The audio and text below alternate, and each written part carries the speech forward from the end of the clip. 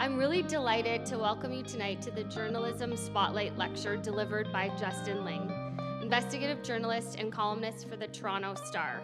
I want to extend a very warm welcome to Justin, who's joining us all the way from Montreal.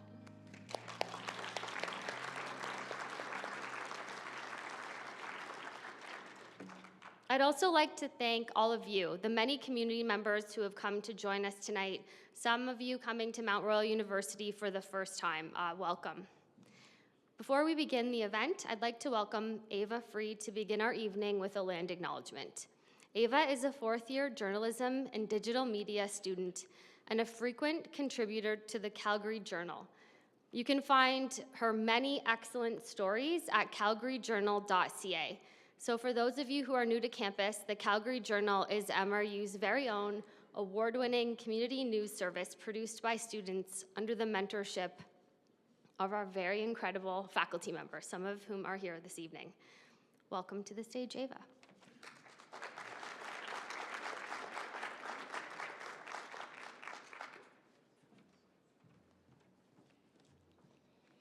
Mount Royal University is situated on an ancient and storied land, steeped in ceremony and history that until recently was occupied exclusively by people indigenous to this place.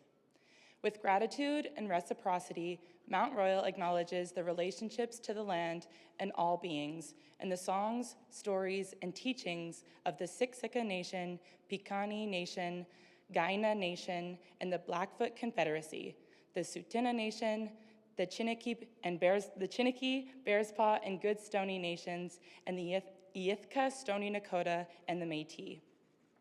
As such, Mount Royal University is committed to advancing the success of Indigenous learners and respectfully supporting Indigenous cultural identities and integrity, leading to a good life in all its aspects. Mount Royal University will challenge settler colonialism and systemic racism and discrimination by addressing the legacy of broken promises and rebuilding the relationships between Indigenous and non-Indigenous peoples. This includes those who now live at the confluence of the Elbow and Bow Rivers, a place referred to by the Blackfoot as Mokinstis, the Tsuut'ina as Gutsitsi, and the Iyithka Stony Nakota as Winchispa. Mount Royal will meet these goals by committing to the Truth and Reconciliation Commission's calls to action and adopting and applying the principles of the United Nations Declaration on the Rights of Indigenous Peoples.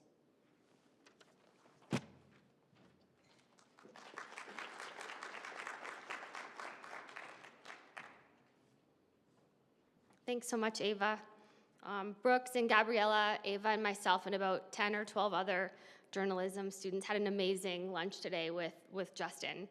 Okay, so before we get to the fun part, I have a couple quick housekeeping items for you. As I mentioned, our cash bar will be closing for the night, so hopefully you managed to get your drink before last call.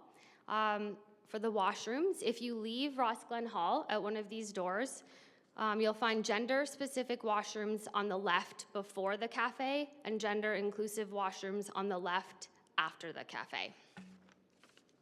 Okay, now for the good part, the Journalism Spotlight Lecture.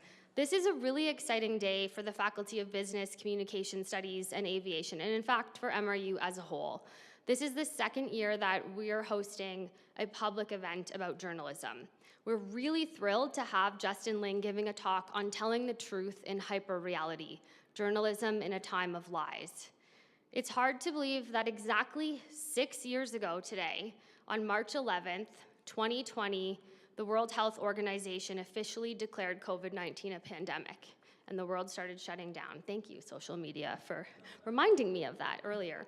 My then 5-year-old was sent home from kindergarten with a gift. It was a pet snail from the teacher in a little McDonald's cup.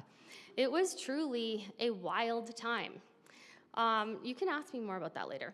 But in 2026, like fast forward now 6 years later, we find ourselves in a state of hyperreality where the line between reality and how it's represented is incredibly blurred. I think about this every time my now 11-year-old is watching AI slop. And for those other parents in the room, I know you feel me on this one. Like, it's still a wild time just different. So journalism is no longer simply about reporting the news. It's the difference between living in a hallucination and living in an actual society. And that is why we are here tonight. I'm now going to turn things over to our moderator, Dr. Gabriella Perdomo, who's going to introduce Justin Ling. But before I do, let me gush about Gabriella for just a minute. So Gabriella Perdomo Pais is an assistant professor of journalism here at Mount Royal University. Born and raised in Colombia, Gabriella has worked as a journalist, educator, and scholar in Latin America and Canada. She holds a PhD in Communication Media Studies from the University of Ottawa and a Master of Journalism from the University of British Columbia. Gabriella researches anti-media discourses and changing norms and practices in different journalism cultures. Her research also focuses on the intersection of journalism and podcasting. She teaches core journalism courses in first and second year here at MRU, and she's the co-creator of a Spanish language podcast, Periodemica, which highlights the life and scholarship of Latin American academics living in the diaspora. Please join me in welcoming Gabriella to the stage.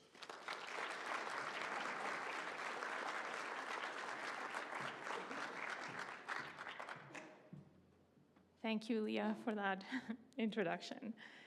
Good evening, everybody. So I am Gabriela, and I am an assistant professor here, as Leah said. To see a room full of people who voluntarily signed up to be told that we are living in a time of lies is, in a strange way, to me, very hopeful. So thanks, everybody, for being here. Before I introduce you to Justin Ling, I just want to tell you very briefly about our journalism program. Our four-year program is the only bachelor's degree in journalism in Calgary and one of a handful of undergraduate degrees in journalism in Western Canada. We are a small cohort-based program, and we certainly think we punch above our weight. Our student publication, the Calgary Journal, draws hundreds of thousands of page views every year. Our students start publishing in the journal from year one, and by year 4, many of them are running the shop as editors. We also run a community podcast studio and a human rights magazine called Article 1. And many of our students also fill the pages and command the MRU newspaper, The Reflector. But we're not only about publishing. In recent years, our program has sharpened its focus towards educating a generation of journalists who are clear-eyed about the state of the world we live in and about the kinds of threats that journalism itself is facing. As I'm sure many of you here understand, our unprecedented access to news and information has actually opened the floodgates for bad actors to flourish in a confusing information ecosystem. Many people have learned to weaponize our modes of communication, from social media to podcasting, to test how far they can go with manipulating facts and stoking informational chaos. As sorting truth from fiction has become more difficult, many people have thrown up their hands, giving up from even trying to figure out what's real and what's not.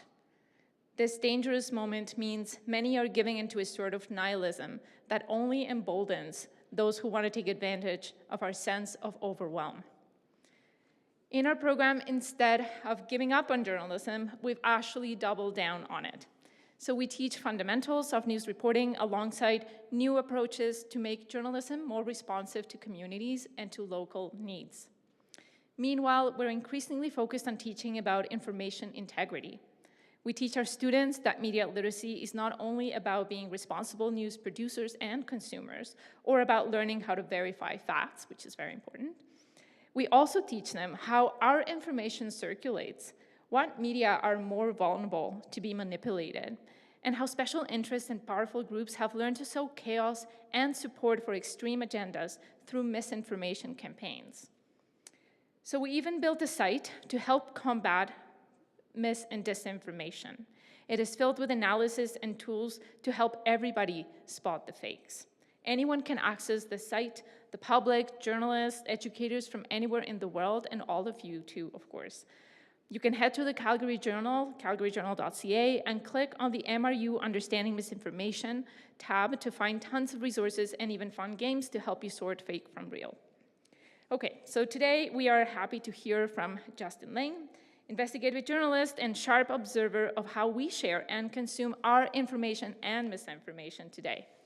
Justin is a columnist for The Star, a contributor to The Walrus and The Globe and Mail, among many other publications, host of 2 CBC podcasts, the writer behind one of my favorite newsletters, Bug-Eyed and Shameless on Substack, and the author of 2 books, Missing from the Village, published in 2020, an account about the gay men who were targeted by Toronto's serial killer Bruce McArthur, and The 51st Date Votes, Canada versus Donald Trump, a book about our most recent and most bizarre federal election. I'm sure you want to hear from Justin now, so I'm just going to turn it over to him. Welcome, Justin, and thank you so much again for being here.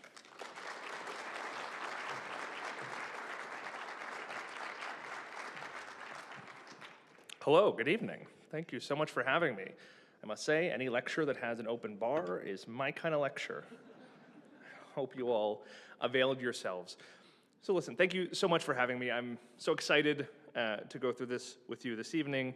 I will warn you right now, it's not going to be a very rosy talk. But before we get into the meat of it, I want to start with a little story. A story about a guy named Mark Bloomfeld. I'll tell you right now, Mark, me and him are on a first-name basis, is not someone you likely know. He's not even someone you probably should know.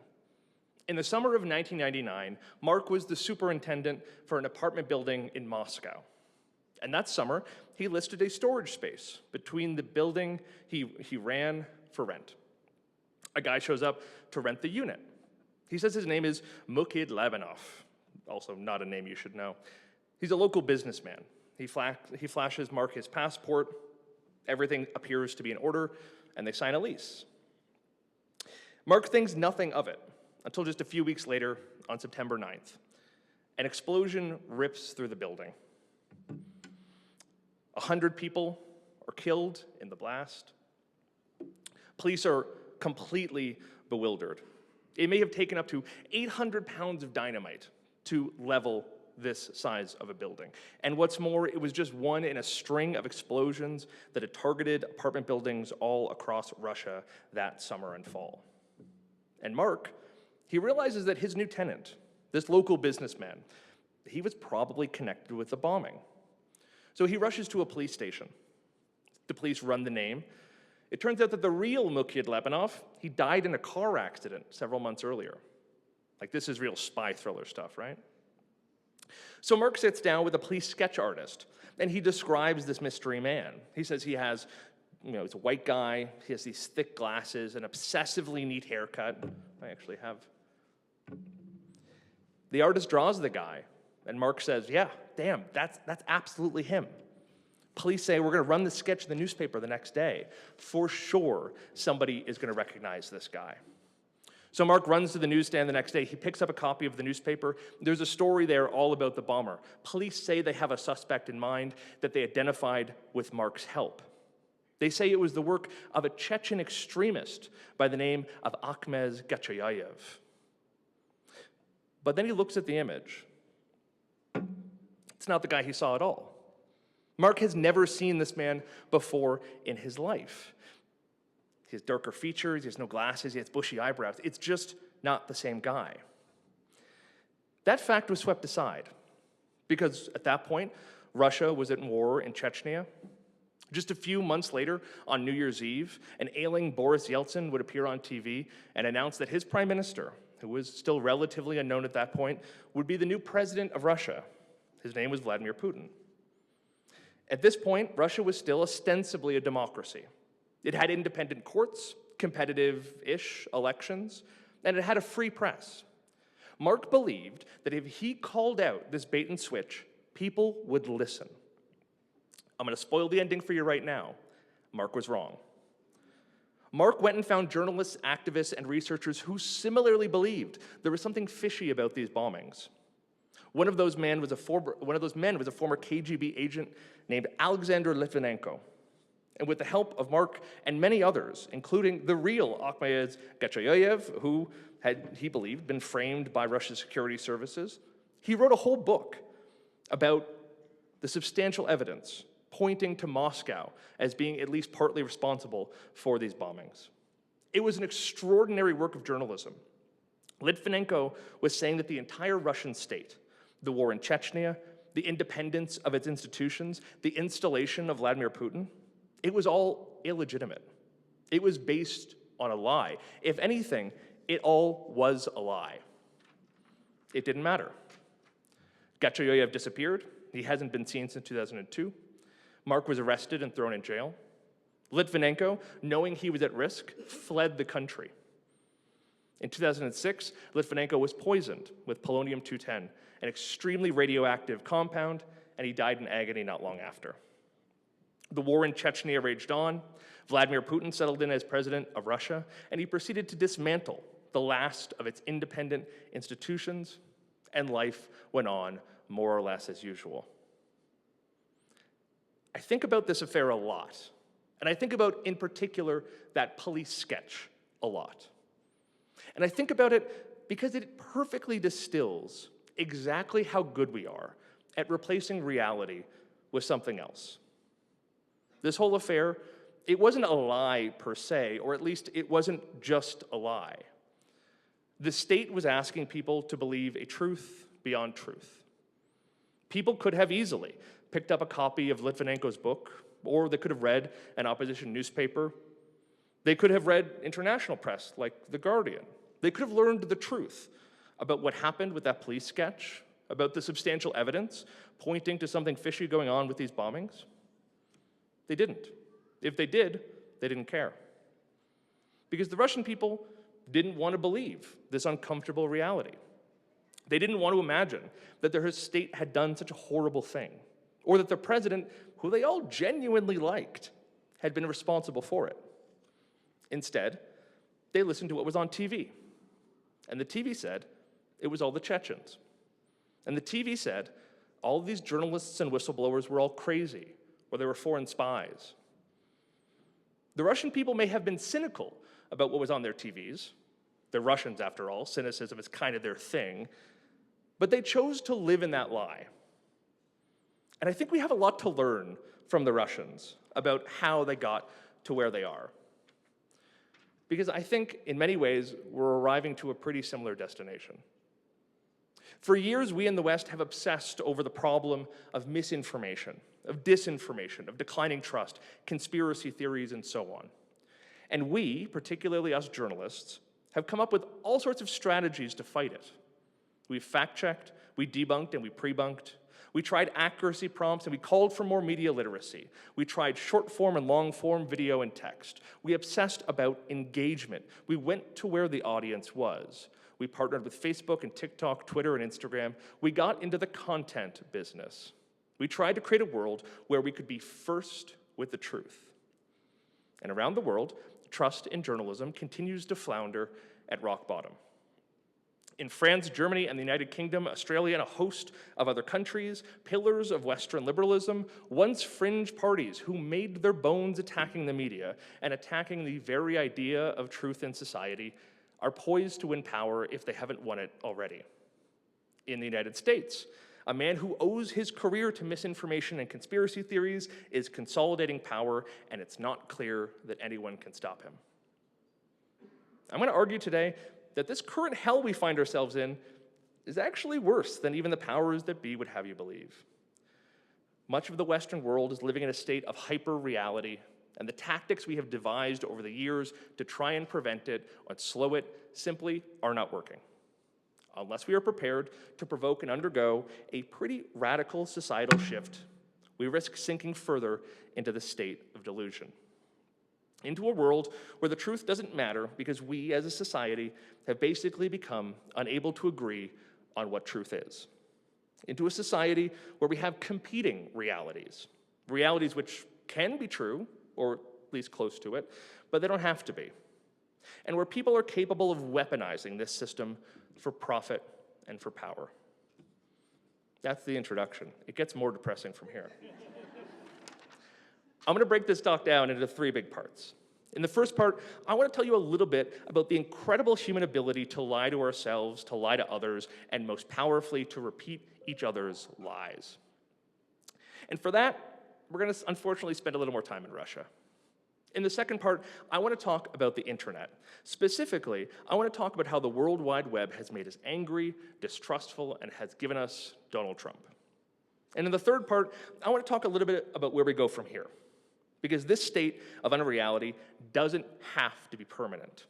But if we're ever going to break out of it, it's going to require journalists who are incredibly good at telling the truth and citizens who are incredibly more inclined to believe it. Here we go.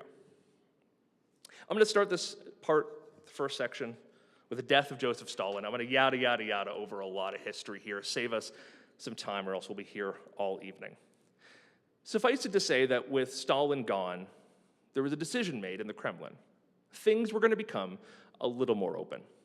The KGB would become less omnipresent. The newspapers would be allowed to print a little more freely. The gulags would be shut down. The Soviet Union got a second TV channel. Logically, this should have been the start of the end for the USSR.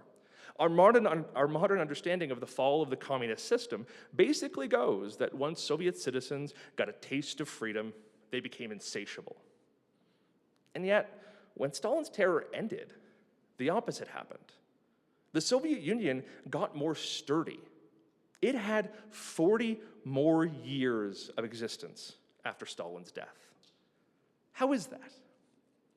There's two Russian academics who I think really helped crack the case on this one, and these two are really the inspiration for this talk. The first is a guy named Mikhail Epstein. Yeah, we'll come back to that in a second. The first is a guy named Mikhail Epstein, and he argues that the Soviet Union had fallen into a state of hyper-reality. He argues that the advent of mass communications did not actually really create more freedom inside the USSR. It created the illusion of freedom. Epstein argues that this hyper-reality is a state where the real and the fictional are seamlessly blended together so that there is no clear distinction between where one ends and the other begins. The Soviet Union was functioning like a massive Disneyland, Epstein wrote. I think I may have, there we go. It was a land of imagination where fairy tale became fact. Citizens were told that the USSR was a cosmopolitan empire, but they weren't allowed to leave it. They were told that the USSR was fighting for the plight of working people everywhere, even as it kept them underfoot. Soviet citizens were constantly told about the egalitarian wonders of communism, even as they could plainly see an elite oligarchy getting richer and richer. They were a brotherhood of nations, but one where if any brother tried to leave, they would be beaten back into submission. One of my personal favorites was a constant proclamation by Moscow that the United States and NATO were hard at work building a biological weapon. At one point, the Kremlin even encouraged the rumor that the US military designed HIV in a secret military lab and was using it to target gay and black people. Moscow insisted that it would never do such an inhumane thing. It even ratified a UN convention against biological weapons. A few years after that, spores of weaponized anthrax escaped a Soviet military lab and killed dozens of people. Oops. Did it matter if the entire Soviet citizenry believed these lies? Not really. All that mattered is that they repeated them and expected others to repeat them as well. Soviet citizens sang the anthem and waved the flag. They told each other the system was working and spit on the ground if anyone ever talked about the Americans and their bioweapons. This is where the other half of the equation comes in, and it comes in from a Russian anthropologist named Alexei Yurchak.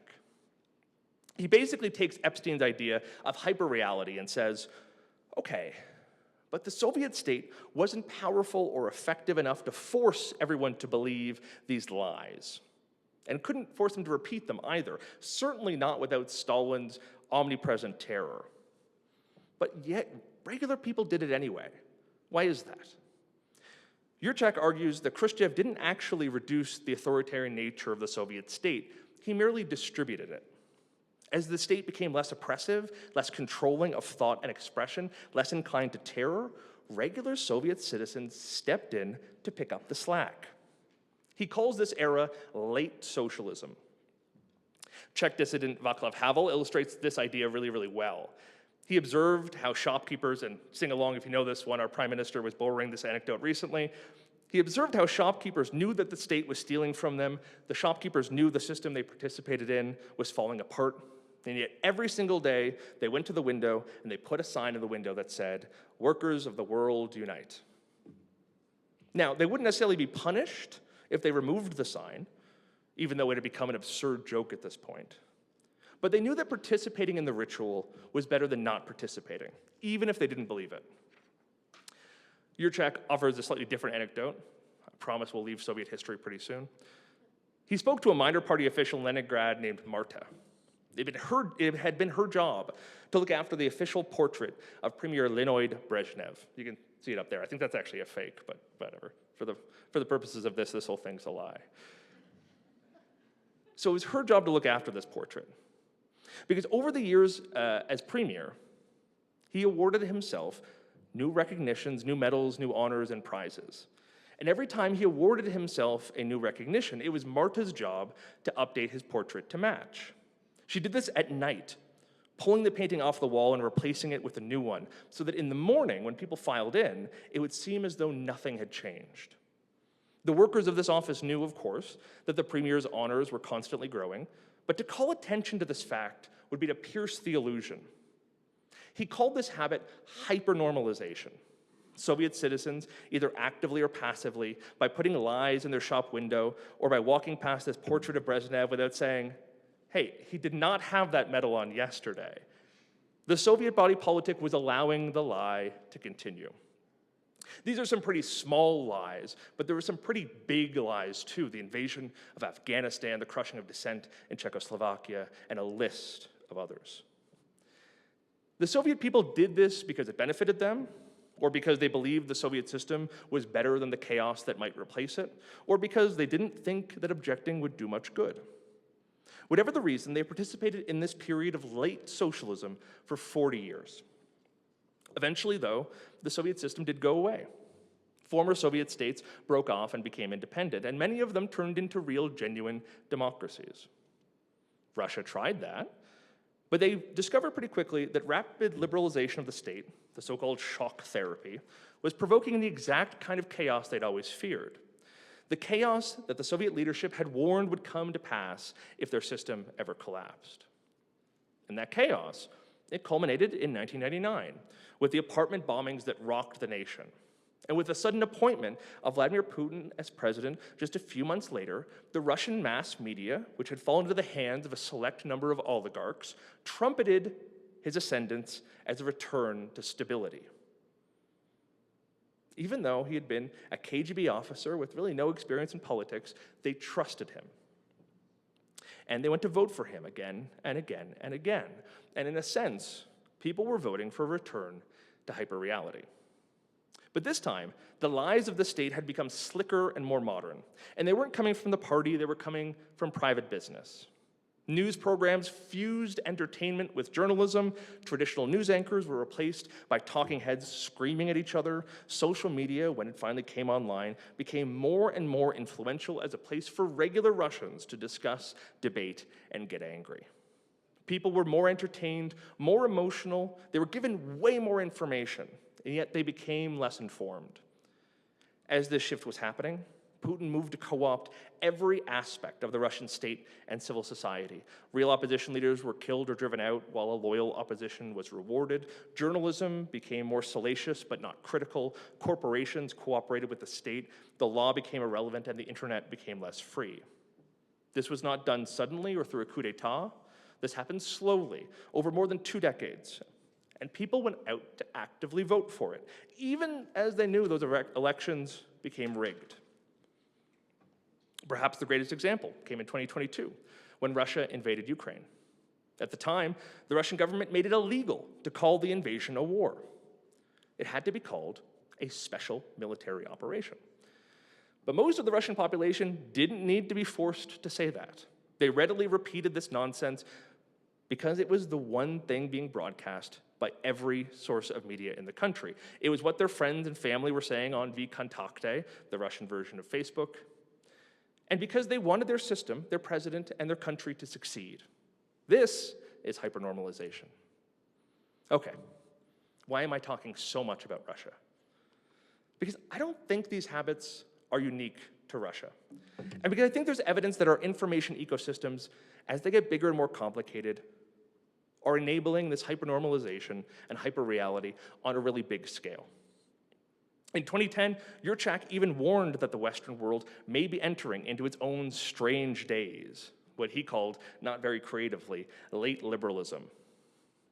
Looking around, there's some good evidence that he's right. In Australia, currently, one of the most popular politicians in the entire country is Pauline Hanson, who has spread the idea that the state was responsible for the largest mass shooting in Australian history, done to steal Australia's guns.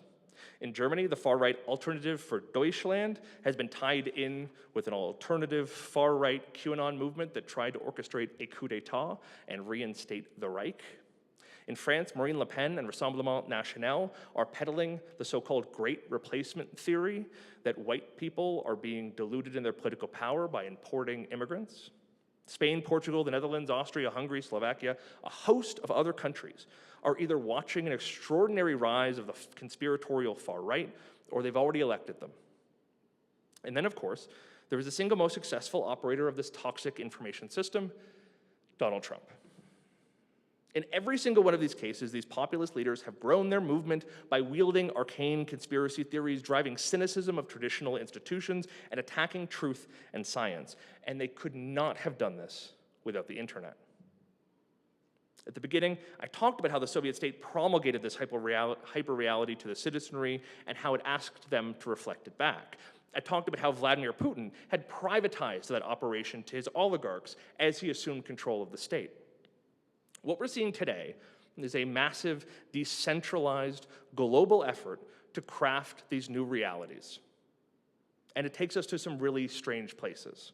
I want to give you a quick tour. It will not be fun. Up there in the top left is a guy named Jacob Creech. He was working as a manager of a wine bar in Virginia, a little ways outside Washington, D.C. In 2022, he announced that the Russian invasion of Ukraine was actually orchestrated to destroy a series of biological weapons laboratories that were trying to develop the next COVID-19. He said Russia was invading only to destroy these bioweapons lab, and that Vladimir Putin was in fact the good guy. He posted all of this to Twitter, and then he did a few podcasts expanding on his idea, and it went viral. This idea is obviously ludicrous, and yet it was quickly picked up by Fox News broadcaster Tucker Carlson. Tulsi Gabbard, who is now the Director of National Intelligence for the US government, reposted these claims and even reached out to Creech directly to thank him for his work. Robert F. Kennedy Jr., who's now the Health Secretary of the US, has repeatedly endorsed this theory. To this day, Republicans in Washington are still targeting scientists and accusing them of bioweapons research. On the top right, another far-right American influencer. His name is Mike Benz. He spent the last couple of years developing the idea that USAID, America's foreign aid body, one of the most effective international development institutions in the entire world, was actually run by the CIA. It was doing regime change, which back then was a bad thing. And he developed the idea that there was something nefarious going on. Thanks to his work, and thanks to the work of his #1 fan, Elon Musk, USAID was dismantled in the early days of the Trump administration, and various estimates have put the death toll as a result of that in the hundreds of thousands. Hundreds of thousands more are expected to die of treatable illnesses in the coming years because of programs cut through USAID. The shadowy figure in the bottom there is a guy named Dave.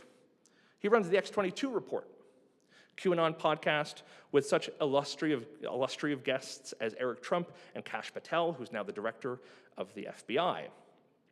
In 2020, Dave here convinced a number of his followers that there was a nefarious Navy ship docked off the coast of California doing some sort of misdeeds.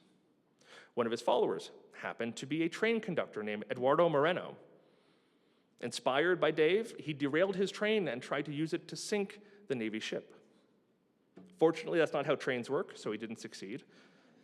Nevertheless, it was a problem. And finally, on the bottom right, I threw a little CanCon in here. This is Jeremy McKenzie. He's a veteran and a podcaster of the so-called Plaid Army. It's a growing group of far-right weirdos who spent their time doing live streams and fantasizing about executing Canadian politicians. He spent the last number of years amassing weapons and holding training camps in the woods. Several of the people who attended those camps were arrested in 2022 in Coutts, Alberta, and accused of plotting civil war. All of these examples I'm giving you code far right, but there is some limited evidence to suggest that far left, anarchist, and nihilist movements are heading down similar paths of paranoia, distrust, and even violence. Canada is, perhaps more than any other nation, still a bastion of liberalism and order. But up until a few months ago, you could have said the same thing about Australia. And the fact is, we could be looking at one, maybe two independence referenda in the coming years. We had to face the fact that we are polarized. We're facing the same pressures on our media. We are experiencing the same kind of alienation from our shared reality. And we are just as dependent, if not more so, on the goddamn internet. The system I'm describing, it has two parts. It requires politicians to participate, to demand and to encourage these lies, to feed these conspiracy theories, but it also requires people to generate and to repeat them. Which brings me to part two, the internet. Now, before I go on, I'm gonna do a little pop quiz, a little fun quiz. Who invented the internet? I'm gonna give you four options. You can vote if you want to raise your hands if you'd like. Number one, the FBI. Nobody okay? Al Gore? I thought a few people would go for that one. AOL. Some people in this room do not remember what AOL is, and that's okay. Tim Berners-Lee. A couple people raised their hand. That's okay. None of you should know that. It's also not even a fair question because this was a real poll. It actually ran on AOL in the early 2000s. I bring it up because the whole thing is wrong. None of these people invented the internet. I bring it up because it made a guy named Jacques Vallée super angry. It made Vallée super angry because he had a bigger claim to having invented the internet than any of these people, especially what was supposed to be the right answer, Tim Berners-Lee. Berners-Lee is the creator of the World Wide Web, which is how most of us access the internet. But ARPANET, which was developed inside the Pentagon and which Vallée worked on, was actually, arguably, the first attempt to actually create a shared internet. I go through this just to say that the internet is a lot older than a lot of us think it is. And it wasn't just the creation of a military apparatus. It wasn't just the creation of one smart guy in the 70s or 80s. It was, in fact, the byproduct of a really intense ethical, intellectual, and philosophical debate that absolutely predicted the moment we live in and that no one seems to care about. I'll ask you to picture it. It's New York City in the 1940s. There's dozens of brilliant academics from every possible field, engineering, math, psychology, systems, theory, all congregated together in the Beekman Hotel in Lower Manhattan. The smoke is so thick you can barely see across the room. Margaret Mead is there. Well, I think that's fun. They had gathered to try and understand what an explosion of technology would mean for the future of humanity. Throughout World War II, engineers had managed to fit more and more computing power into smaller and smaller spaces. And the people in that room knew that the computing power, if it kept progressing at this pace, had the potential to radically transform society. But there was a divide in this nascent field. One side believed that computers would be an extension of human reach. They believed that as computers got smarter and as we got better and better at linking them together, humans would only grow smarter and better because of it. Like upgrading from a rake to a leaf blower, that side of the room believed that technology could only make us more capable of being human. In particular, they believed that it would be a great way to make money as well, to perfect markets and to improve capitalism. Vallée, who I'm going to introduce you to in a second, called this camp the solid state society. And I'm going to spoil the ending again. That side wins. On the other side of the room, there were skeptics, and these are the people we really have not heard about. They believed that this technology was not neutral. They understood that computers, by their very nature, involve information, and information is a source of power. If I know your name, I can certainly have a tiny bit of power over you. I can shout your name in a crowded room and make you look. That's something. If I know your name, or your mother's maiden name, and the street you grew up on, I can probably guess your password. If I know your name and where you live, what TV shows you watch, where you shop, who you are, how you think, what you believe, I have an awful lot of power over you. And so this camp believed that there was an enormous risk in building these computer systems. They believed that if you controlled enough information about someone, you could fundamentally change them. You could manipulate them, even without their knowing. They still wanted to build this technology, but they wanted it to be distributed and decentralized. They didn't want anyone to have too much control over anyone else using these systems. Vallée calls this crowd the grapevine alternative. They thought the internet should rise up like vines and add to the system we already have, not replace it. And as you can probably guess, as I've already told you, this side lost. If I can boil this down even more, the solid-state society thought computers would become an extension of our brain power. Maybe they could even turn a computer into a brain. The grapevine reality recognized that, but they worried it would fundamentally change how we think, and that we were not yet prepared to understand how it could change us. And so in 2003, the World Wide Web, which Tim Berners-Lee did invent, was nearly 15 years old. And Vallée writes a book, and he says, hey, all that stuff that the grapevine alternative warned us about, it's coming true. A small number of companies are poised to have way too much control over our information. And back then, the big companies of the day were AOL, Yahoo, Ask Jeeves, and Microsoft. That changed. Vallée's book was published the same year a young Mark Zuckerberg released Face Smash, which was an app to rank how hot girls on campus were. It later became Facebook. And a couple years after that, in 2006, Facebook did something kind of crazy, something at the time that was super unpopular. It launched the news feed. It was the start of the social internet, one where you weren't just interacting with a group of friends or small network of like-minded internet denizens. You were now thrust into the open internet. Your thoughts, your photos, your beliefs were suddenly accessible to all and vice versa. The audience for the digital version of yourself grew from dozens to hundreds to thousands to millions to billions over just a few years.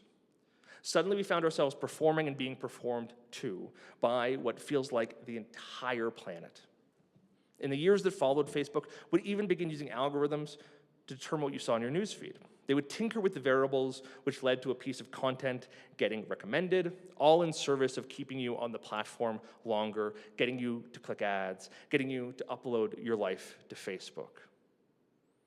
And Facebook used increasingly sophisticated surveillance systems to make that even more effective. And of course, they coaxed on board news, media, politicians, major corporations, government institutions, and so on. And this was exactly what Vallée warned about. This is what the grapevine side warned about. This was an effort to create a simulacrum of society, one where people felt like they had control, but where they were actually being managed by large corporations. And Facebook's own engineers started to become terrified about what they had created. Facebook, for example, had introduced the ability to react to a post. You could click a happy face emoji, a crying emoji, or an angry emoji, and so on. You were voting with your emotions. While testing out this new system, Facebook discovered that the content which elicited the red angry face would perform way better than every other emotion. In theory, this doesn't make sense. When something makes us angry, we generally stop doing it. But things seem to be inverted online. The angrier people got, the more likely they were to engage in Facebook. It made them more likely to stay on the platform longer, to argue and gin up more anger, to share the content that made them angry. And some of the engineers argued at the time that leaning into this would be a really bad idea. I regret to inform you that Facebook did not heed that advice, and in fact, started to actively reward rage-inducing content because it made them more money. And then its second upside to the company was that it turns out rage is addictive. This was the start of something really dangerous, and it had a lot of weird downstream effects, including on the media. I'm not sure we fully realized it at the time, but we also discovered that rage works. These charts are from a 2022 study that analyzed the sentiment of newspaper headlines. What it found was right around the time the social internet starts to operate, right around the time that Facebook starts to reward anger, there was a sudden change in the sentiment of how we reported the news. Neutral headlines declined rapidly. Sad headlines started performing better. We started to evoke more fear in our readers. We stopped trying to make them happy. We started making them disgusted. And we really started making them angry. This was, as you can probably tell, bad. Because there was something else we hadn't quite realized. Emotion doesn't just make us more likely to engage, it makes us more likely to believe nonsense. In 2024, a study published to Nature investigated the phenomenon of motivated reasoning. That is, why people decide to believe things even when they're not true. For years, we had always believed that belief in misinformation came down to people being gullible or ignorant or having a lack of education. To some degree, we believe that people believed misinformation because they were stupid. But this study actually found something radically different. It found that people were quite good at separating accurate information from misinformation. They knew what was true and false. But if that misinformation provoked strong emotions, particularly if it was rage-inducing, people were measurably, somewhere between 30 to 60% more likely to share it. They knew it was factually false, but to them it was emotionally true. We can observe this happening from 1,000 miles up. A 2018 study from the Massachusetts Institutes of Technology found that after crunching the numbers on more than 126,000 news articles shared online, fake news was shared 70% more often, and it spread 6 times faster than real verifiable news. So Facebook had stumbled across a fact of the social internet. Rage is addictive, and it makes for great content, and it keeps the rage going. And it just so happened to be polluting their own platforms, right at a time when it was becoming more and more central to our civil discourse. But then, things got worse. I'm going to keep saying that. In 2019, a Facebook employee got a call from a political apparatchik in Europe. Afterwards, they wrote an email to their fellow engineers. They wrote, "Engagement on positive and policy posts has been severely reduced, leaving political parties increasingly reliant on inflammatory posts and direct attacks on their competitors. Many parties, including those that have shifted strongly to the negative, worry about the long-term effects on democracy." And that was just a piece of the warning. They warned the same thing was happening in news and journalism and across society more broadly. I think about that sketch from the Moscow apartment bombings a lot. I think about this internal warning way more. It's this red flag that goes up and predicts what's coming, and nobody listens. Because Facebook doesn't stop. It doesn't meaningfully change its algorithm to encourage constructive dialogue and good journalism. In fact, they tweaked the algorithm to discourage political content. But that made things even worse. People got even angrier. When they wanted to address the bad press they got from this, including from their role in perpetrating, or at least enabling, a genocide in Myanmar, they did lots of performative things, like they hired in-house fact checkers. But we know this had virtually no effect. Because at this point, it was too late. Newspapers were enacting mass layoffs. New media companies were in a symbiotic relationship with Facebook. Journalists and politicos spent their days on Twitter. Google was hoovering up much of the ad revenue that news media relied on to survive. It started to become normal and pedestrian in this new world of total information to question everything. All the things that used to help us build a shared sense of truth, the evening news, history books, scientific studies, you name it, became less popular than rage bait and paranoid citizen journalism. Meanwhile, a whole new media ecosystem sprung up to encourage this new paranoid world building. These websites had names like Gab and 4chan and 8chan, Parler, Getter, Rumble, BitChute, well, that's actually quite funny, Locals, and Telegram. Put simply, society decided it was tired of having gatekeepers and they wanted to decide their own reality. But others seeded the idea that because they were inherently hostile to authority, they could be more trusted than the news. They understood the news better than the professional truth tellers. One of those people was Joe Rogan. And Joe Rogan, is a guy, he's a cynic. He thinks that everyone's lying to him. He thinks only he can know the truth. He would have been incredibly home in the Soviet Union. And in fact, he actually endorsed the belief that the US government was behind the creation of HIV/AIDS. So there you go, full circle. I bring up Joe Rogan because I want to underscore that anybody and everybody is susceptible to falling into this absurdity. I told you a little bit about Jacques Vallée, this guy who warned us about the dangers of our social internet. There's Jacques Vallée on the Joe Rogan Experience last year.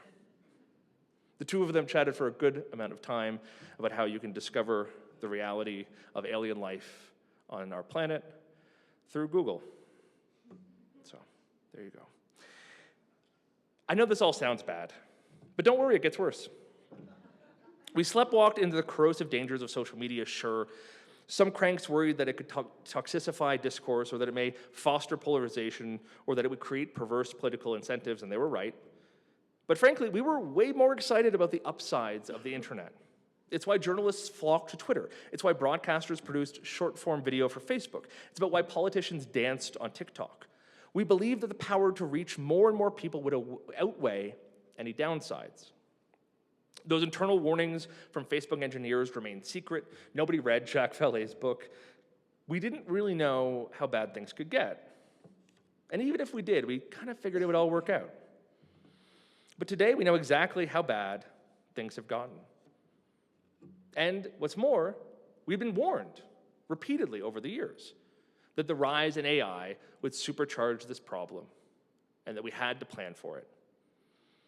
This technology of LLMs or chatbots or AI, what you call it, has only been popular for about 2 years. But we've already seen multiple incidents of violence where AI-driven psychosis seems to be a contributing factor. Google search traffic to news websites has basically ended as Google points people to AI slop summaries of our work. The economy is being dramatically remade by this technology, and it's not clear that it'll be for the better. And yet we forge ahead. A few months ago, I received an email from a woman I didn't know. She told me she had found evidence that Grok, Elon Musk's anti-woke AI, was hiding secret messages in the images it generated. She seemed lucid and serious, so I asked her for evidence. Her proof was that ChatGPT had told her so. But then, wait, she double-checked it. She went to Gemini, and Gemini confirmed it. And so did Claude. Every chatbot she asked told her she was right. And by the way, she had reason to believe that all of those AI chatbots had become sentient and were sharing information with each other. She laid out this theory, and these chatbots, they all told her that she was brilliant. She was onto something. And what's more, these overly verbose autocomplete bots continued, "You need to tell the world. Reach out to a journalist. Contact Justin Ling." And she did.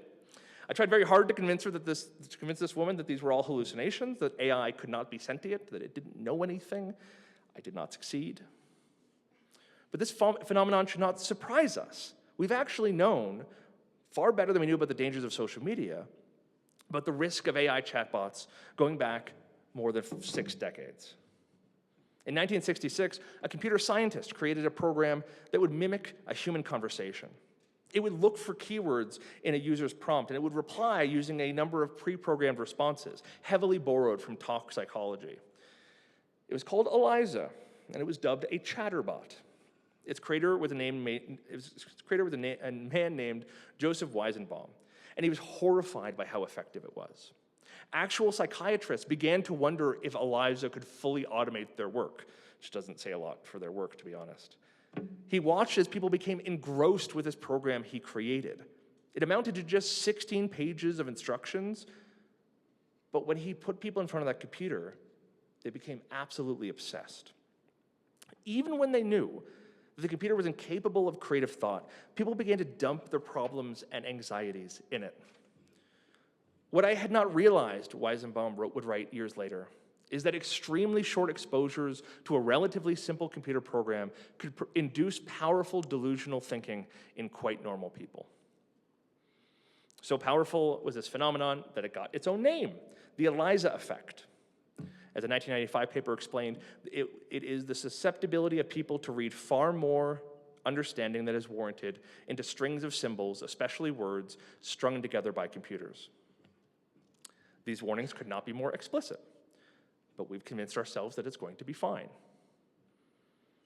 And you know what? There's plenty of evidence that it's not going to be fine.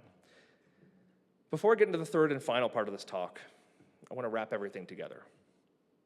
We know from our Russian comrades that human beings have an incredible ability to live in a lie on a grand scale. The concepts of hyperreality and hypernormalization give us at least a murky understanding of how and why people participate in their own fundamentally absurd systems. In some cases, how these phenomena can dismantle democracy, create participatory autocracy, and even justify wars of aggression.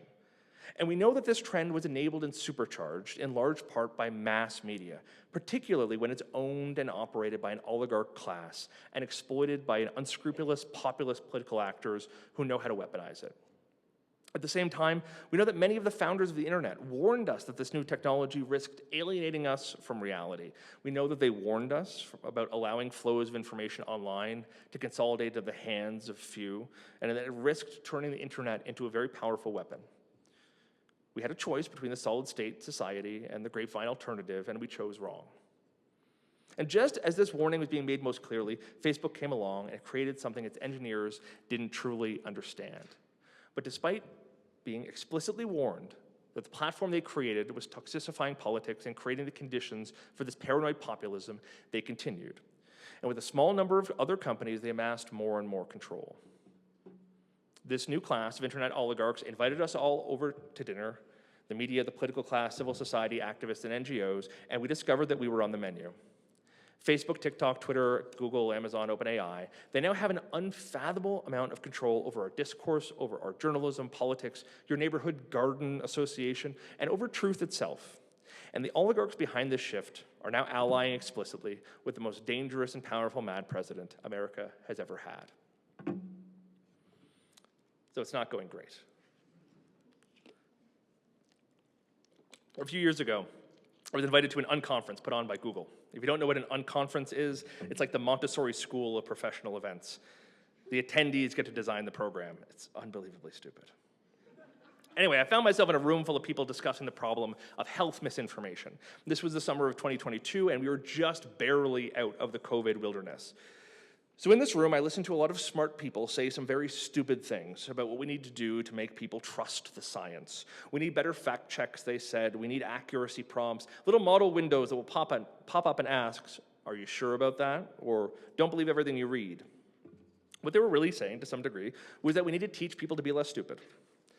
And the more I listened to them talk, the more frustrated I got. And eventually I piped up. And I said, listen, we've had Snopes and PolitiFact, the two biggest fact-checking platforms, for years. People know what they are. They know what the URLs are. They follow them on Facebook and Twitter. We've been doing debunks on Facebook and banning misinformation on Twitter. We've been pumping out the right information on Google. And guess what? The problem is getting worse, not better. I believe then and I believe now. People don't believe in misinformation. They don't exist in unreality or hyperreality because they're stupid or ignorant. They live there because they're motivated to do so. So spare me the lecture about how PolitiFact will save us if we just push it a little harder on people. I did my little spiel, and the room went kind of quiet, like weirdly quiet, and everyone turned to look at this guy in the middle of the room, and he says, I'm not sure if you know who I am, but I founded PolitiFact. And I said, whoops. And he says, you know what, I agree with you. It didn't work. Now, I'm not going to put words in his mouth. He certainly believed on doubling down on some, frankly, I think, ineffective ideas. But even he came to realize that the tool he'd built to fight this problem was just not working. And to some degree, we're still performing absurd rituals that have no effect and no utility because it makes us feel like we're doing something useful. That, in and of itself, is a form of hyper-normalization. Now, I'm going to get to some practical ideas in a second, hopefully. But I know that there's this modern or postmodernist or post-postmodernist, whatever one we're at now, inclination to say, who gets to decide the truth? And it's a very frustrating question because it gets asked rhetorically. But there's actually a really good answer to it. Because the fact is, we decided on a way of defining truth. It was a really complicated and messy organic structure of experts, journalists, and newspapers, scientists and scientific journals, lawyers and courts, politicians and elections, that I don't think any of us ever wanted to get rid of. But America basically threw out that model over the past decade, and it now has a reality TV president, a health secretary who distrusts every health and scientific institution, an FBI director who directly contributed to an insurrection and then tried to blame it on the FBI. And so we approached the problem by simply pretending as though we were still gatekeepers. We continued with the charade as though if we can get a little bit better at debunking, maybe people would abandon those falsehoods. And we neglected to realize that we've been replaced. We're so terrified of admitting that these strategies don't work that we risk over-committing to them.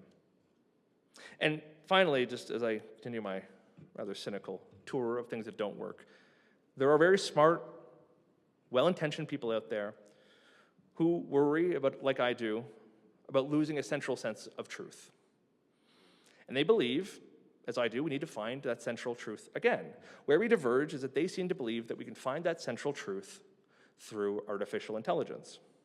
And I think that is probably one of the most dangerous and stupid propositions out there. And I was thinking about it yesterday, driving back from the airport, as I passed a billboard for Bell AI. The billboard said, "What if every fact was already checked?" And I said, "That's a newspaper.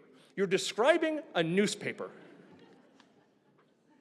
If you want a single solution to our current crisis of information, it's simple. Shut off the World Wide Web.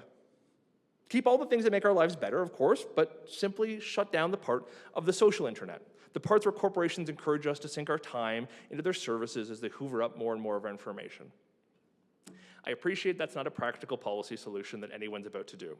Okay, so failing that, what do we do? Here's where things get more depressing, because I don't really know for sure. Looking back at the USSR or looking at where Russia is now, we really don't have any clear empirical answers for how you escape hyperreality. I have a few ideas. One is that we go back into the business of strong, hard-nosed journalism that asks questions about how we fix our broken institutions, not just observe them. We've had a lot of low-quality content telling us that everything is irreparably broken, and yet we simply lack enough good reporting that explains how we might yet fix those things. This kind of reporting used to be ubiquitous. In the 20th century, we had a huge network of competing reporters assigned to cover the cops, the courts, the civil service, the military, agriculture, and other central parts to our system of government. Today, those numbers have dwindled down to just a few people across the country covering each of those files. And it's no secret why. We produce less serious stuff because people click less serious stuff. Which brings me to an even more important bit of advice. Whatever, that was supposed to be for the last bit. We need to find new ways of delivering the news to people. And this has to be a process we own. It has to be on platforms that aren't designed to be addictive or generate emotion. The goal should be simply to inform. And that means giving people stuff they don't want, telling people things they don't want to hear. That's journalism. These platforms ideally would not be online at all. People didn't stop reading newspapers because they hated newspapers. People stopped reading newspapers because Google, Facebook, and Craigslist and the rest of these companies delivered the same product online, but for free. We only discovered much later that there was a hidden subsidy to all of that. We participated and continue to participate in the making of our own irrelevance. We invest time, money, and credibility into these platforms, and as though they had promised us a return on our investment. But instead, they have made off like bandits, and yet we keep playing. The truth is, we're playing a rigged game. There is no amount of engagement that we can do on those platforms that will help the truth win. Because the truth is not supposed to win. We are trying to be like Alexander Litvinenko, publishing our book about Vladimir Putin right as he assumes control of Russia's TV networks. So let me take this a step further. It should become socially unacceptable for journalists to invest their time on weapons of mass distraction owned by tech oligarchs, Instagram, TikTok, and Twitter in particular. Ditto, if not doubly so, for our politicians. We know that the Chinese government fiddles with the TikTok algorithm to reward certain narratives. We know that Meta bans news for Canadian users on Facebook and Instagram. And we know that Twitter has become a cesspool of AI child porn and hate propaganda. What are we still doing using any of these systems? I don't expect everyone to unplug immediately, and I'll confess to being a hypocrite immediately. I still host a show on YouTube, which is owned by Google. But I do think over time we have to unplug, especially where we can opt for credible alternatives which don't replicate the same mistakes of these corporate behemoths. Platforms that are inspired, perhaps, by the grapevine alternative. If we were to continue having a social internet, it needs to be non-oligarch-owned, decentralized, community-driven platforms. There are some of these out there that are not so bad. Reddit is basically one of those platforms, Blue Sky and Mastodon, which have come around more recently, Substack, which I use. None of these platforms are perfect, but they're a hell of a lot better than the platforms that drove us mad. Going forward, we need to keep an idea in mind. Oh, let's say that for the end. It's an idea written by Paul Frazee. He's one of the original developers behind Blue Sky. He posted in 2023 that the organization is a future adversary. And I like that phrase a whole lot. It is to say that we should treat any entity to which we give our information, no matter how small and well-intentioned they may be now, as a potential risk down the line. Because information is power, and giving any corporation too much power is an enormous mistake. More than that, we need to bring things back to the real world. Less and less coverage ought to be devoted to the internet. We need to care less about what gets tweeted and posted. We need to cover community events in person, not just watch the live stream. We need to make the world make sense to people without overloading them with information. We need to be skeptical of influencers who turn the news into entertainment. We need to find ways to talk to real people who live in our society while tuning out the bad faith trolls. We need to give up on deplatforming. We need to abandon efforts to litigate online harms or censor speech online. We need to stop fighting each other and start holding accountable the major corporations who are earning billions by making us mad. I opened this talk with tales of late socialism, and I appreciate that it can feel pretty dour to compare ourselves to the dying days of the evil empire. Unless you're on communist TikTok, in which case you're probably longing for a return to the 1970s. But there's a bit from Alexei Yurchak's study of this strange period that I haven't actually gotten to. It's the title of his book. I love it. Everything was forever until it was no more. See, Yurchak was struggling against the idea that the Soviet citizenry was an oppressed, downtrodden mass, which overthrew its tyrannical regime at the first opportunity. Instead, Yurchak believed that the liberalization of the late 80s was like a spell breaking. People had realized that they had been participating in their own oppression. And when they got to go out and create their own radio shows, publish their own zines and newspapers, and host their own news programs, it meant they all stopped performing the rituals that were necessary to keep the system alive. They'd all stopped hyper-normalizing their hyper-real world. And he wrote, although the system's collapse had been unimaginable before it began, it appeared unsurprising when it happened. I think we are capable of doing the same kind of thing. Thanks.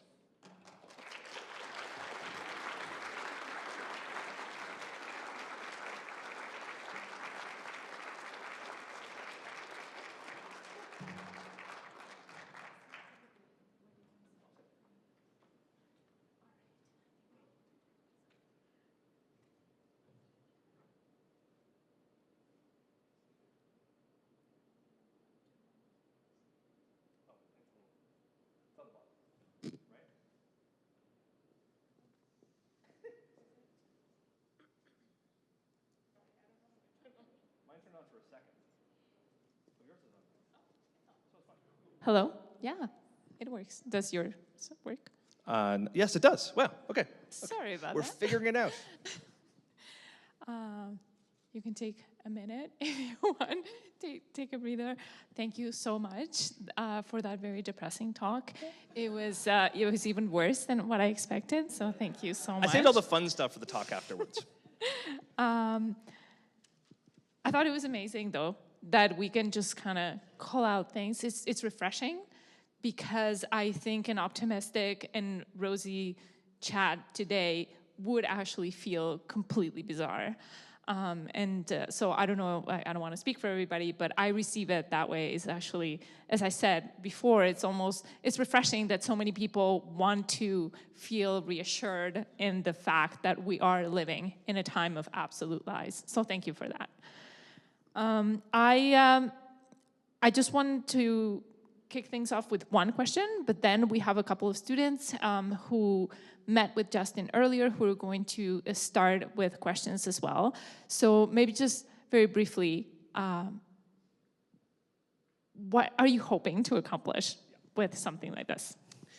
So I mean quite genuine when I say that I left the actual optimistic bits for after, because there is an element of optimism that I have. And it's a strange kind of optimism.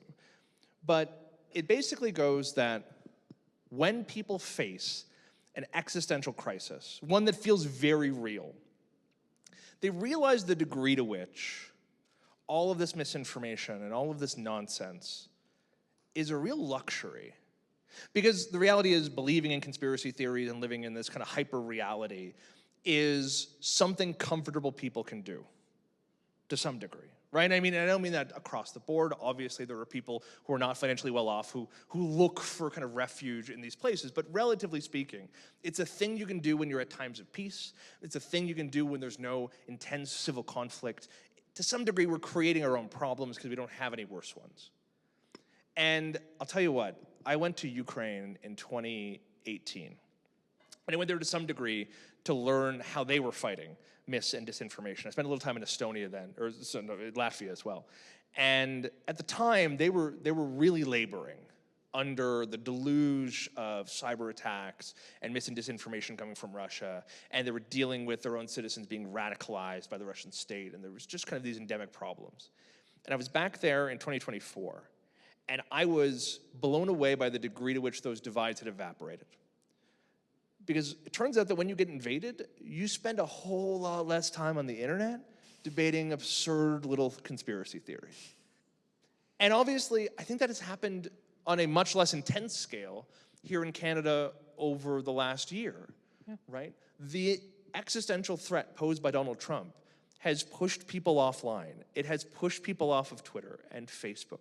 It has made people cynical and skeptical when they see Sam Altman and Mark Zuckerberg and Elon Musk bouncing around the White House, shaking hands with the president. And it has pushed people back into the traditional media, back into the real world, back into actual in-person events. Thank you, by the way, for all living that recommendation. And I think to some degree, if you want to talk about how you exit this system, to some degree, it can be driven by external forces that force you to kind of wake up. And to some degree, I think we're waking up to just how dangerous these things are. And we have the benefit of watching them play out south of the border and going, I don't want to do that. Thank you.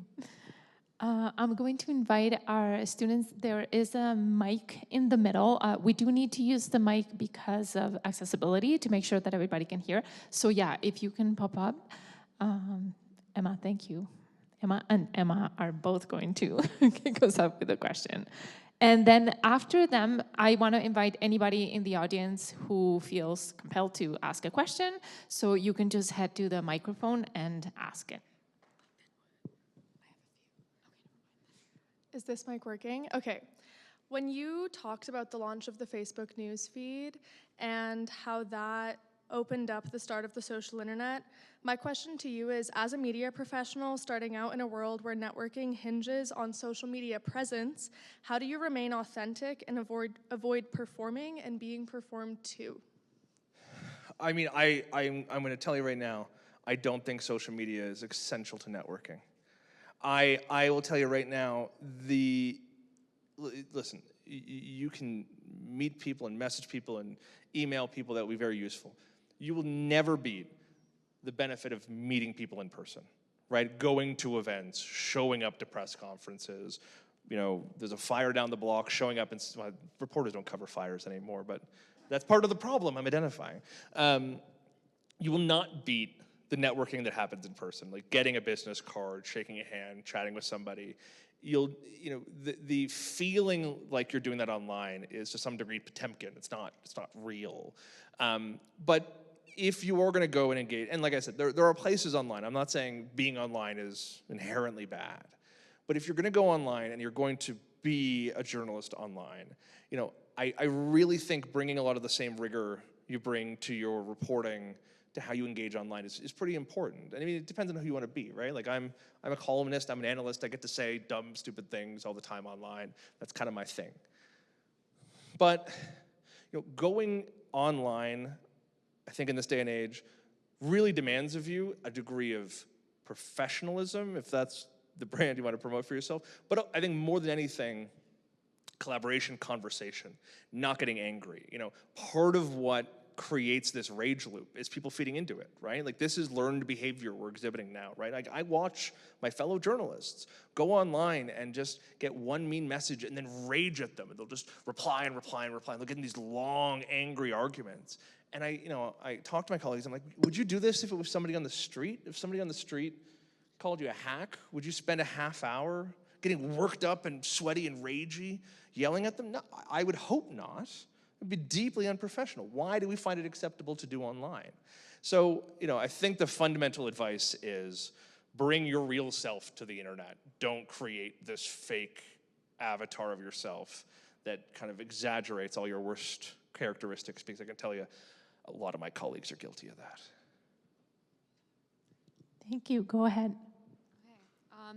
So being that there are so many journalism students here right now, what advice do you have for journalists stepping into the field right now during a time where AI is taking over our search engines, just for fact checking? Yeah, I love this question. Books, and it sounds stupid and it sounds patronizing, I know, but I, over the last 2 years, have decided to spend like quadruple the amount of research time I spend in a book versus anywhere else. There are lending libraries online, and there's obviously real libraries still out there begging for you to come in. Just the feeling of going and picking up an old book, I talk a lot in here about Jacques Vallée. This is a book that, again, nobody, I feel like, has read in 20 years. And I found a copy of it online, and I've been leafing through it, and I'm absolutely struck by how prescient the whole thing is. People are turning to ChatGPT as a source of truth. ChatGPT is just a smashing together of every book it scanned and every Reddit conversation it got fed, right? I'd rather just go back and find the original book. What's more than that, finding ways that filter out AI slop is super helpful. AI can be a useful research tool to point you at certain studies or court cases or whatever. It's not completely useless as a tool, but you should be skeptical of it, and you should learn not to rely on it. And you should learn how to develop good research habits. There's search engines out there that are less filled with AI slop. One's called Kagi. It's what I use. It actually labels AI content, so you can avoid clicking it. And I think learning those practices, learning how to go find a financial report, learning about where you can go and find court records, not having to rely on Google to filter all that for you, I think is a really useful skill to develop, not just for journalists, but for everybody. And I think the more and more we turn to these corporations, we did it 25 years ago with Google, we're doing it now with ChatGPT. I don't think it's going to be any better this time around. Thank you very much to both of you.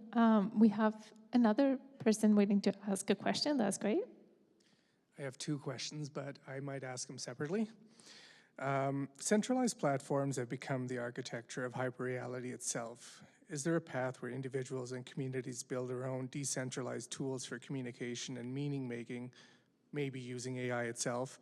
And could that structural shift be the long-term escape from a manufactured unreality? Yeah. Yeah. Listen, there have been attempts to do this over the years. We often call them, why am I blanking? We often call them, it'll kind of be a second, but mesh networks, there we go. We often try to create mesh networks and other kind of types of internet that in some cases do not exist on the World Wide Web, in some cases are kind of closed doors. There was an really fascinating study years ago that kind of mapped out, they actually called it a field guide for like a decentralized social internet. And they talked about all of these different options as though they were wild birds and animals out in the wild, and I really enjoyed that. And it basically took stock of local efforts. And there was a really, I think, quite successful one in Spokane, Washington, a handful of other places, where community members got together and said, hey, listen, we're going to build a thing that is not Facebook or it's not Nextdoor or whatever. And we're going to use these to converse with each other, to do so without algorithms, to do so without ads. And in some cases, they've been super effective. It's hard getting people on because how do you get them to know about it? Like, how do you inform them of it? Reddit, I mentioned, is not a bad answer to this. I mean, Reddit is a system that allows anyone to set up their own community and allows them to self-moderate. It allows them to set standards, and it generally does not exploit the conversation for benefit. It allows users to up and down rank content. So I think things like that actually have a lot of promise. I think we don't yet know what all of that technology looks like. It's going to require some people to build it. There is a really interesting thing out there right now that's in beta called Gander. It's built, so Blue Sky is on this kind of decentralized platform called the AT protocol. This is not super important, but Gander is built on the same protocol and is going to kind of affiliate with Blue Sky. And Gander exists as a Canadian social network, right? It kind of exists to say maybe we don't need, all trillion people on the planet trying to crowd into the same conversation. Maybe it's enough just to have Canadians kind of debate their own issues and do so without, commercial exploitation and without algorithms and all that. So, when I say that we still haven't quite developed what this looks like, it's true. We just haven't. But it's going to require people wanting to do it, right? Like, to some degree, we wound up here because people kept saying, well, I'm not going to do this. There's no way for me to do it. I don't know how to find. And there has been a level of laziness, and this is true for me. This is true for the media industry. This is true for average citizen. There's been a laziness that kind of goes into, well, Facebook's there. Everyone's on Facebook. I'll use Facebook. But creating new systems is hard. I'll just say one last thing because I think this is super interesting. There's an old psychological idea called Dunbar's number. And it basically says that human beings are inclined to have about 100 friends. Like, that's kind of all you can manage, close-ish friends before you start getting a little squirrely and you forget people's names and whatnot. And it basically suggests that that is how human beings operate. Facebook, and actually early internet, Facebook, MySpace, other things, operated on that principle, right? You were only supposed to have 100 people you talk to on these platforms. And it was when they needed to commercialize the product that they opened it up to the entire planet, right? But there's actually some evidence to suggest we never wanted this.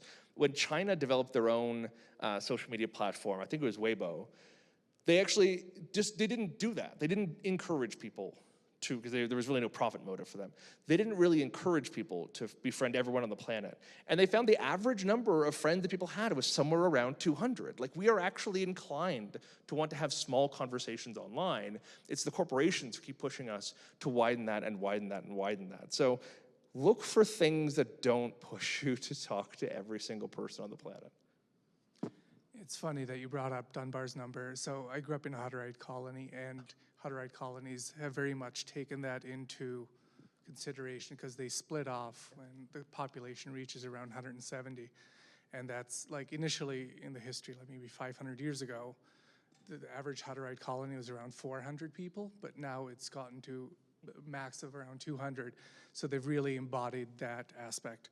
The next question I have is truth is kind of anchored in the past. How do you maintain kind of a creative possibility for the future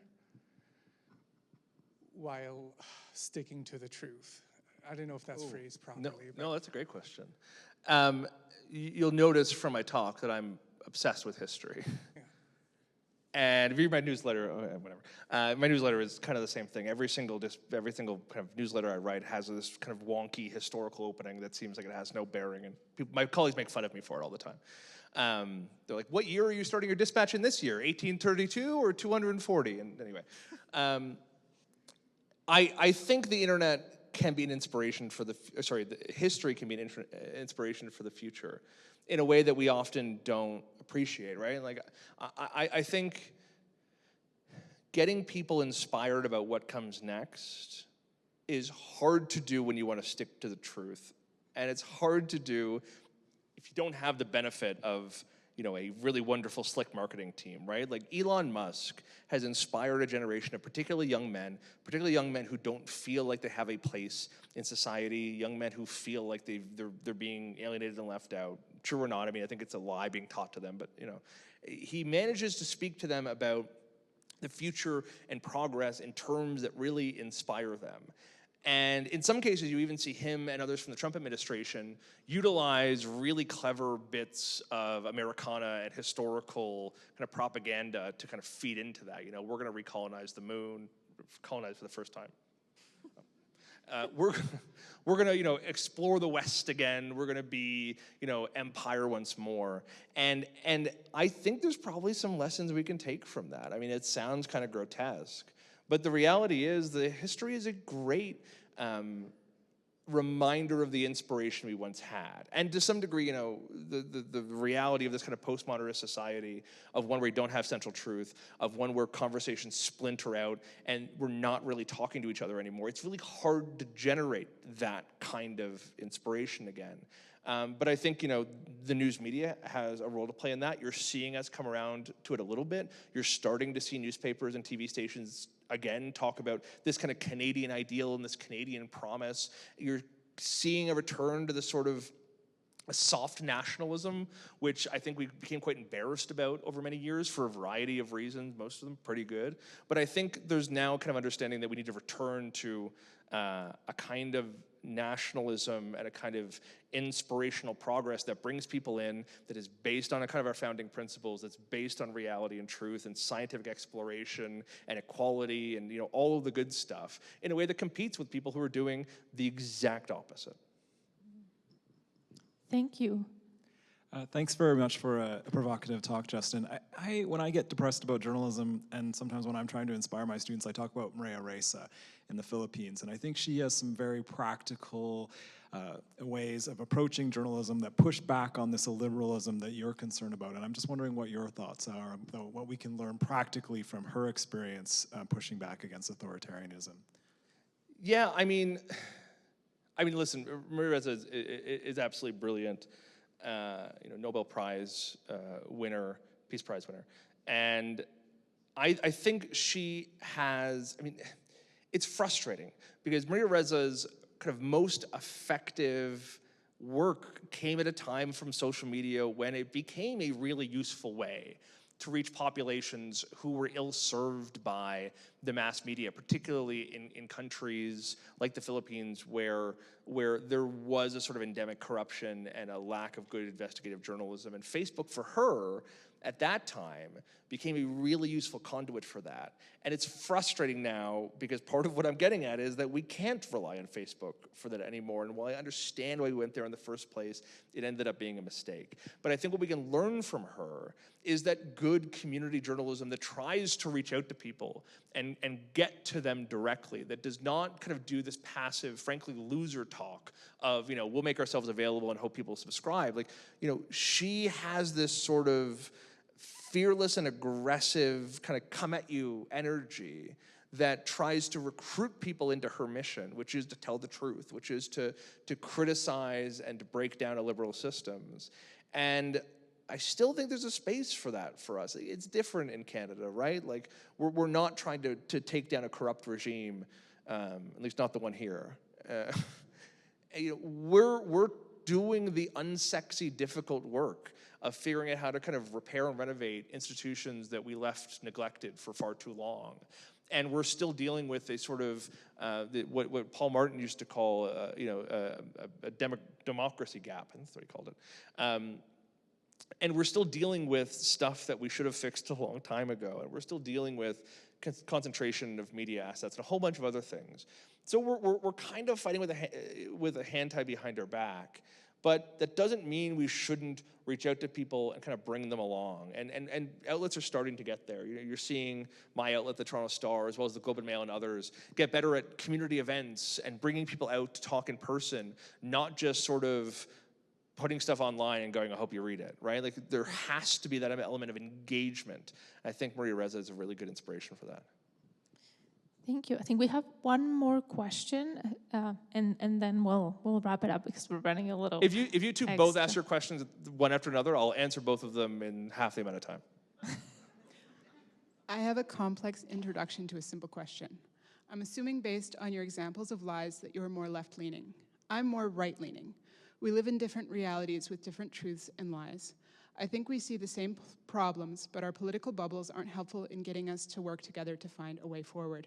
I really appreciate what you said, that we need to get offline and talk to people we disagree with, who might tell us things we don't want to hear. How do you personally engage with people you don't agree with politically? Go on, and I'll answer both these, I promise. This dovetails really good, because what I wanted to ask you was to expand on something that you had told Ava, who had done the land acknowledgement, journalism student here who writes for the Calgary Journal. And there was one aspect in her article that struck me where you said that, we need to return to debates, lectures, and just conversations at the bar, basically these third spaces that we've uploaded to the internet. So I was curious if you could expand on, in practical terms, how we accomplish that in an era where my sense of it is people want that, but we've gotten so habituated to the online space that it's hard to break that habit. And that might tie into the No, it's great. I'm going to give you the same answer for both of them, so this is wonderful. Very efficient. So let me start by saying, I don't know, people call me left-leaning. I'm progressive on a bunch of stuff. I think that's pretty obvious. I'm also conservative on a bunch of stuff. And I'm really sick of, and I'm going to keep blaming the internet for everything, but it's also a thing we participated in.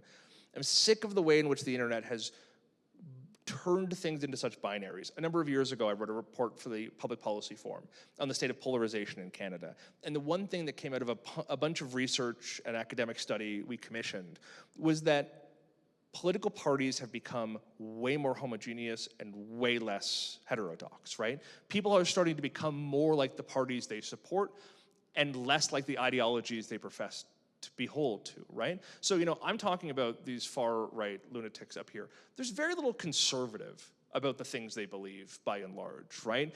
Conservatives believe in personal freedom, they believe in facts, they believe, in good government, fundamentally.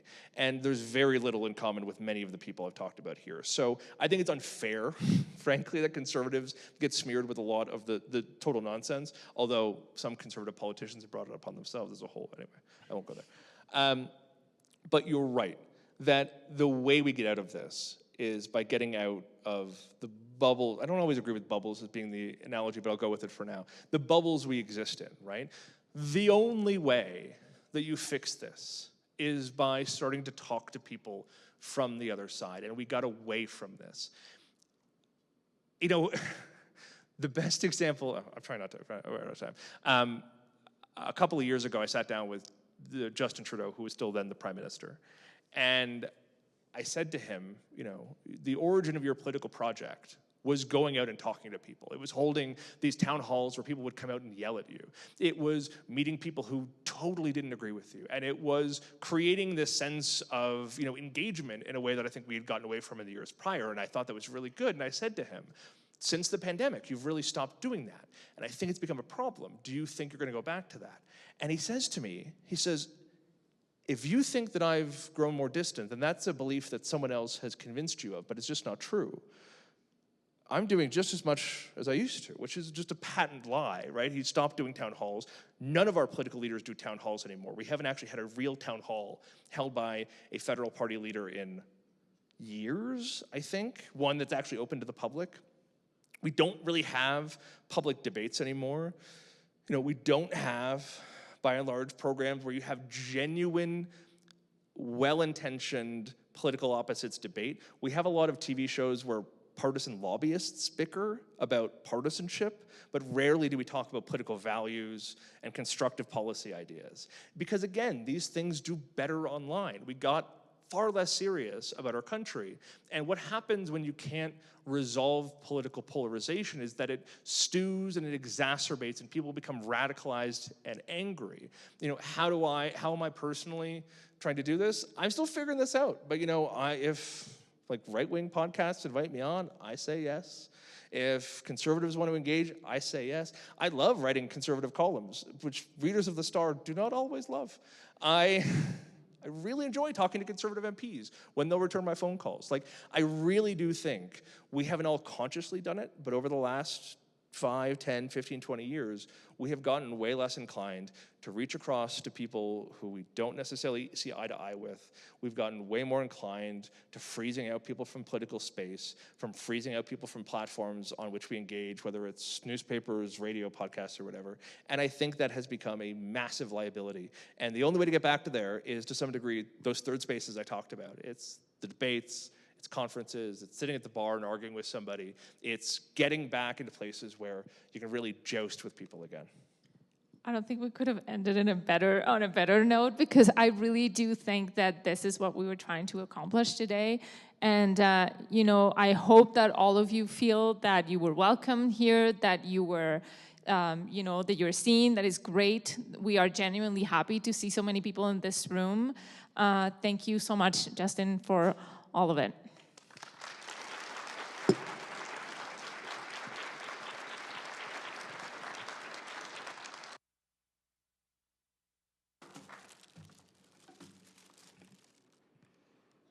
I have a few people to thank, so just bear with me for a moment. Huge thank you to our speaker, Justin Ling. Please join me once again in thanking Justin.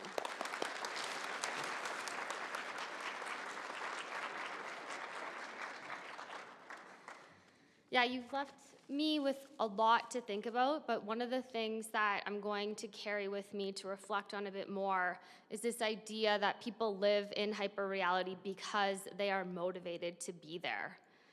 And for me, this question of what will it mean for all of us to not create or perpetuate lies, but to tell the truth, even our truths, during this time. What will that look like? So thank you, Justin. A huge thank you to our moderator, Dr. Gabriela Perdomo, and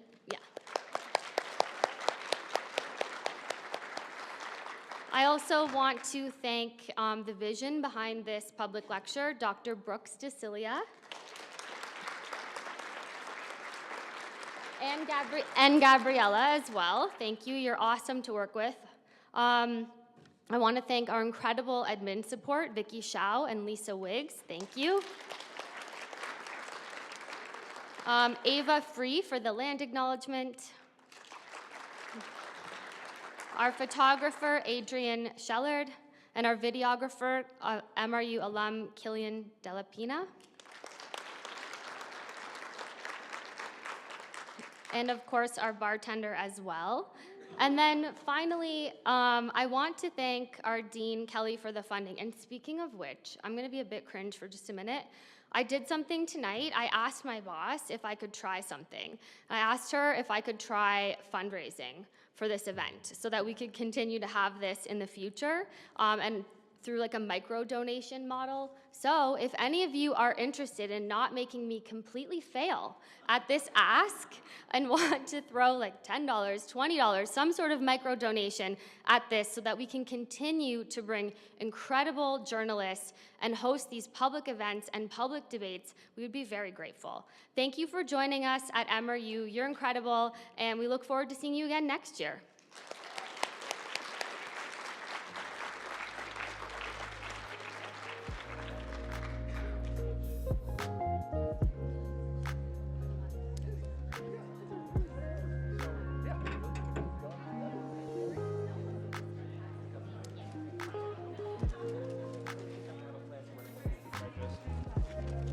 Oh, no, it's all, you could have stolen it if you